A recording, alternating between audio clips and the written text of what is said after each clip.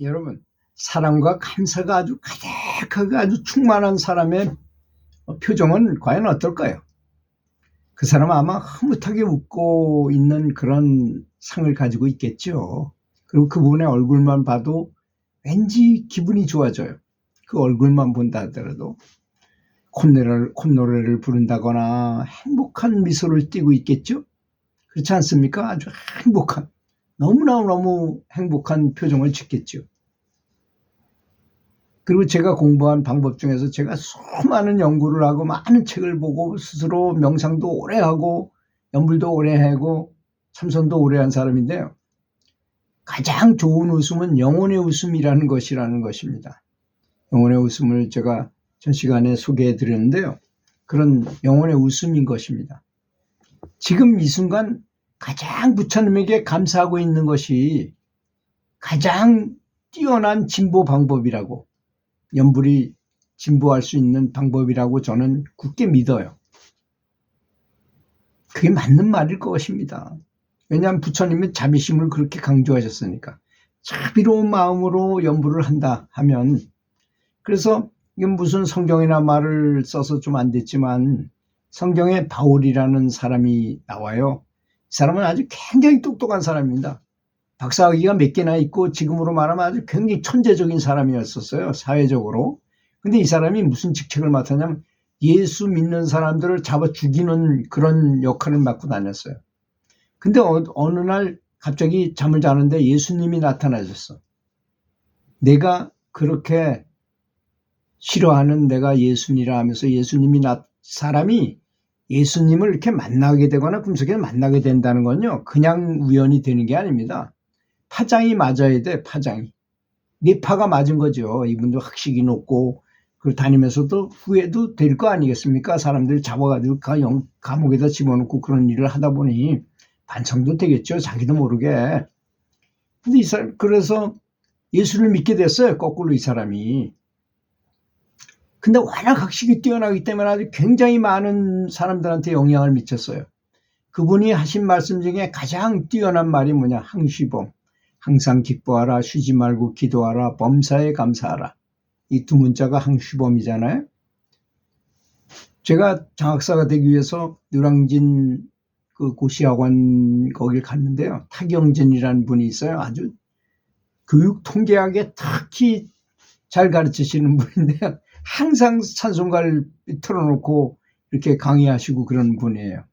그분이 건물에다가 항시범 컨소시엄이라고 써 있어. 그래서 항시범 저게 뭐 영어도 아니고 저게 무슨 말인가, 프랑스어인가 뭐 이랬어요.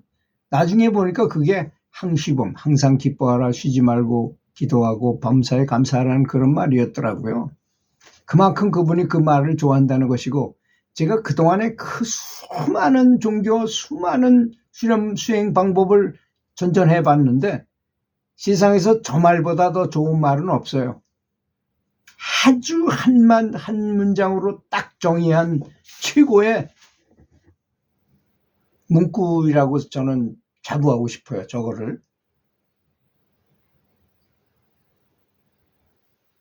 항상 기뻐하고, 기뻐해야만 행복 호르몬이 분비되어가지고 뇌가 최적화 상태가 되고, 그걸 유지해야 되기 때문에 쉬지 말고 기도해야 되는 것이고, 범사에 감사해야만 점점 더 영역이 더 강화된다는 것입니다. 그게 참 좋은 방법이죠. 만약 목적 없이 그냥 그렇게 하라고 한다면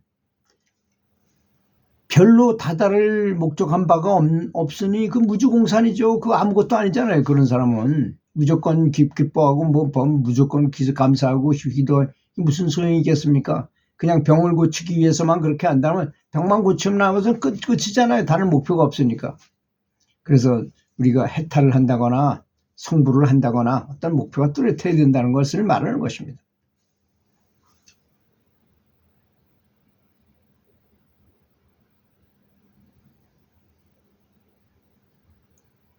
그래서 우리가 스스로 하기 위함이 유일한 목표로 해야 한다는 것입니다. 그렇지 않습니까? 성불해야 되는 것이 유일한 목표, 인생의 가장 중요한 목표로 삶아야 될 것입니다. 근데 사람들은 그렇게 생각해요. 아, 내가 감히 어떻게 성부를 꿈꿀 수 있겠습니까? 이렇게 생각해요. 근데 깨달은 사람과 깨닫지 않은 사람의 차이는 딱 한 가지밖에 없어요. 사람이 이제 명상을 오래 하다 보면 어떤 비닐막 같은 게 느껴져요. 근데 금방 뚫고 나갈 수 있을 것 같지만 쫙 늘려보면 쫙 엄청나게 멀리 나가는데도 이게 그냥 늘어나기만 하지 뚫어지질 않아요. 그걸 뭐라고 말하냐면 생사현관이라고 말합니다. 근데 그것이 뭐 언제나 나타나는 것도 아니고 어떨 때 가끔씩 그렇게 느껴질 때가 있어요. 그 생사현관이라는 게. 그 생사현관을 뚫고 지나간 사람은 깨달은 사람이고 그 생사현관을 뚫지 못한 사람은 깨닫지 못한 사람이 그 차이밖에 없어요. 근데 그 차이는 하늘과 땅이죠. 그 생사현관을 뚫은 사람은 모든 걸 다 우주에 있는 모든 지식을 다 한꺼번에 알 수 있는 대지혜를 경험하게 되는 것이고 그렇지 않은 사람은 지식으로밖에 뭔가를 모르는 것입니다. 그런 차이가 있는 거죠. 그래서 연불을 할 때는 오직 마음을 다하고 목숨도 다하고 뜻을 다하고 모든 것을 올인해서 최고의 생각으로 집중하면서 연불을 해야 할 것입니다. 그렇다 해서 나 빨리 뭔가를 이루겠다 그런 마음은 아니에요. 그 하기 전에 그런 마음을 갖고 그 다음에는 연불에만 집중해야 되겠죠. 참 이게 미묘한 차이가 있어요. 그래서 저는 사수비수라는 말을 가장 많이 씁니다. 지키는 둥, 마는 둥이라는 뜻이 바로 사수비수거든요. 이 말이 굉장히 중요해요. 그래서 여러분 한번 생각해 보십시오. 연불 삼매에 들려면 어떤 마음이 될까요? 내가 집중해야지 한다고 삼매에 들까요? 절대로 들 수 없어요. 그러면 오히려 반대로 마음이 느슨해가지고 하는 둥 마는 둥 잠인지 아닌지 꿈인지 생신지 모르는 그런 어정쩡한 그런 상태에 있을 때 삼매에 드는 것이잖아요. 우리 마음만 가지고 삼매에 들 것 같으면 누군들 못 가겠어요. 마음이 아닌 마음이 신멸증령 마음이 소멸되고 영혼의 세계가 열려야만 삼매에 들어갈 수 있게 되는 것입니다. 삼매란 무엇입니까? 시공을 초월한 상태예요. 그때 되면 수천 시간하고 1초하고도 맞먹는 시간인 거예요. 왜? 시공이 없으니까. 그런 상태에 들어가는 걸 말하는 것입니다. 그러니까 나는 나이가 너무 많다. 나는 배운 게 너무 없다. 난 연불을 조금 했다. 이런 거하고는 아무 상관이 없어요. 그냥 멍청한 순간 멍청으로 들어가십시오. 그러면 되는 것입니다. 그러면 마음의 의지처가 없어서 발 붙일 곳이 없게 돼요. 그래서 건강경의 응무소주 이생기심이라 하는 것입니다. 마음이 아무래도 머무는 곳이 없이 그냥 본마음을 터썩 내라 이거. 그럼 결국 본래의 면목의 실체가 드러난다고 하는 것이니까 그런 것이겠죠. 그래서 요즘 보니까 멍 때리기 대회 같은 걸 많이 하는데 그거 정말 좋은 것입니다. 영적으로도 좋고요. 몸에도 굉장히 유한 효과를 주고 의식도 굉장히 편안하게 되는 상황을 만드는 것이에요. 연불을 해도 멍 때리기처럼 연불을 해야 되는데 그걸 찾아내는 것이 쉽지 않아요. 그 제가 아는 어떤 선지식은 지하철에 탔다 하면 5분 이내에 삼매에 딱 들어가서 무조건 종착역이야. 종착역에 와서 다 왔습니다. 그래야만 내려서 이제 다시 또 돌아서 오는 지하철 타고 다시 또 오고 그러다 또 삼매에 들으면 또 종착역까지 갔다가 이런 거 3번 정도 한 다음에 다시 집으로 가고.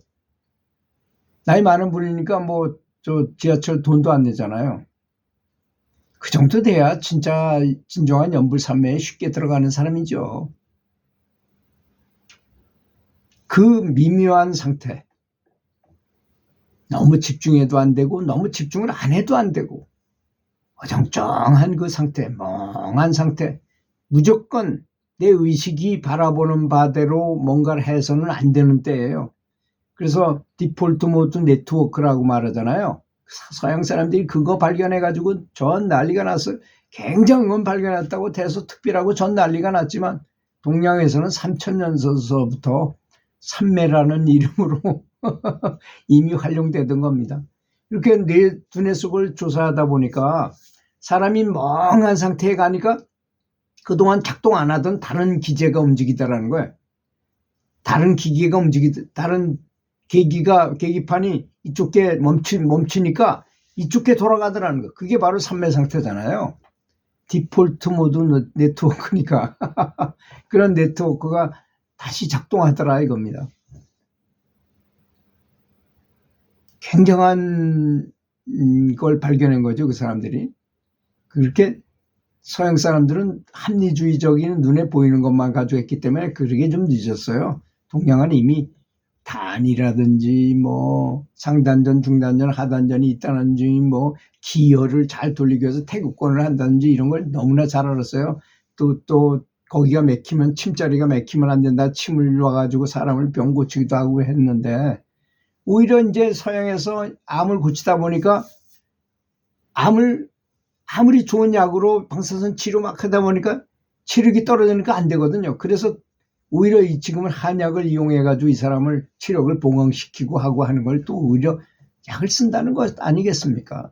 참 아이러니컬한 거죠. 들어주셔서 감사합니다.